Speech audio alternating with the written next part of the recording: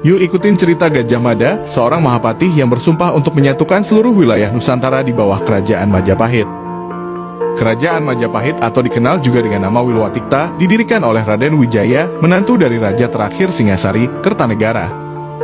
Kerajaan Majapahit diyakini sebagai kerajaan terbesar yang pernah ada di Nusantara dengan kekuasaan atas Jawa, Sumatera, Kalimantan, Malaya, Sulawesi, Papua, dan Kepulauan Sulu di Filipina. Kata Majapahit sendiri berasal dari buah dari pohon maja yang memiliki rasa pahit yang tumbuh di daerah Trowulan di mana kerajaan Majapahit didirikan. Pemerintahan Raden Wijaya tergolong stabil meskipun terjadi sebuah pemberontakan oleh Ranggalawe. Namun, pemberontakan ini dipadamkan setelah Ranggalawe dikalahkan di pertempuran Sungai Tambak Beras. Setelah wafat, Raden Wijaya digantikan oleh anaknya Jayanegara. Pemerintahan Jayanegara ditandai dengan kesulitan dan kekacauan yang disebabkan oleh pemberontakan dari rekan seperjuangan ayahnya sendiri. Di antaranya adalah pemberontakan Gajah Biru dan pemberontakan Kuti. Pemberontakan Kuti menjadi yang paling mematikan di mana pasukan pemberontak berhasil merebut ibu kota Majapahit. Jayanegara nyaris saja mati di tangan pemberontak, seandainya tidak ada Gajah Mada dan pasukan elit Bayangkara yang mengawalnya. Jayanegara pun berhasil kabur dan bersembunyi di desa Badander. Sementara Jayanegara sembunyi, Gajah Mada menyelinap ke ibu kota. Setelah mempelajari bahwa rakyat dan bangsawan tidak mendukung pemberontakan, Gajah Mada membentuk pasukan perlawanan.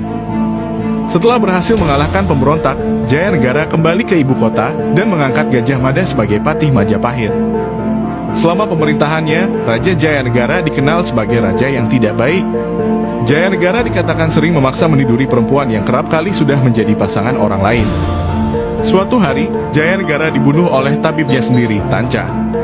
Konon, Tanca melakukannya karena dendam istrinya pernah dicabuli. Sumber lain mengatakan Gajah Mada yang membunuh Jayanegara karena tak ingin Majapahit dipimpin orang jahat.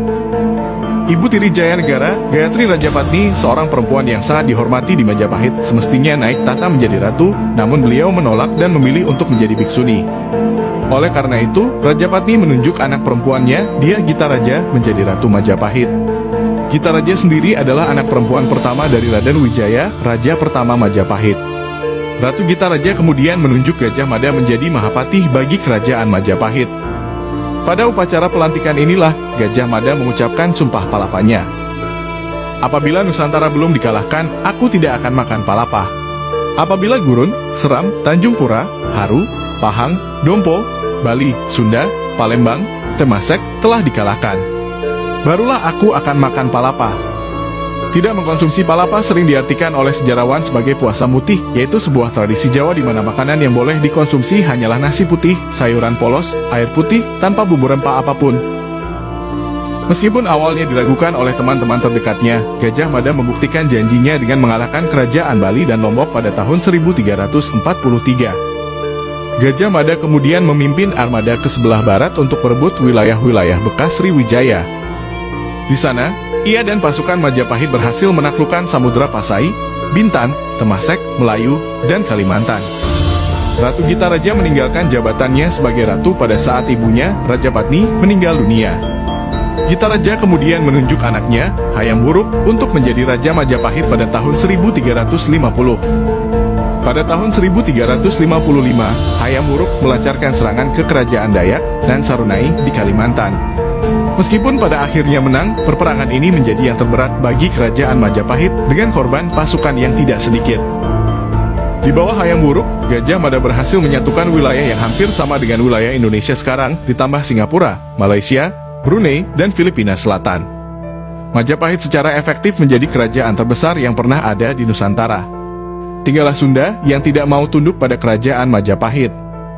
Hayam Wuruk kemudian menawarkan dirinya untuk menikahi putri kerajaan Sunda, Dyah Pitaloka, dan membentuk persekutuan antara dua kerajaan tersebut. Kerajaan Sunda menerima penawaran tersebut dan berjalan menuju ibu kota Majapahit untuk melaksanakan upacara pernikahan. Akan tetapi, Gajah Mada melihat hal ini sebagai peluang untuk menuntut ketundukan kerajaan Sunda kepada Majapahit. Tuntutan yang dilayangkan oleh Gajah Mada tersebut membuat murka keluarga kerajaan Sunda yang mengakibatkan perkelahian yang kemudian berubah menjadi pembantaian. Hampir semua anggota kerajaan Sunda beserta rajanya mati dibunuh oleh pasukan Majapahit. Putri Dyah Pitaloka patah hati membunuh dirinya sendiri di tempat itu. Hayam Wuruk tergoncang oleh kejadian tersebut. Para petinggi dan pejabat Majapahit menyalahkan Gajah Mada atas tragedi tersebut dan memutuskan untuk mencabut jabatannya. Gajah Mada menghabisi sisa masa hidupnya di Madakaripura dan wafat pada tahun 1364.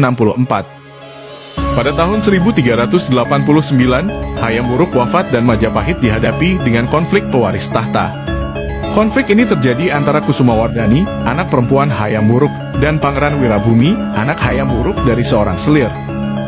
Konflik ini berujung menjadi perang saudara yang disebut Perang Regreg, di mana Wikaramawardhana, suami dari Kusumawardhani, berhasil memenangkannya. Pada tahun 1405 sampai dengan 1433, Nusantara dikunjungi oleh laksamana Muslim Cheng Ho dari dinasti Ming. Berbeda dengan dinasti pendahulunya yang fokus berdagang, dinasti Ming berambisi mengubah tatanan geopolitik di Asia Tenggara. Cheng Ho mendorong penyebaran agama Islam di Nusantara, terutama di Sumatera dan Malaya di mana Kesultanan Malaka berada.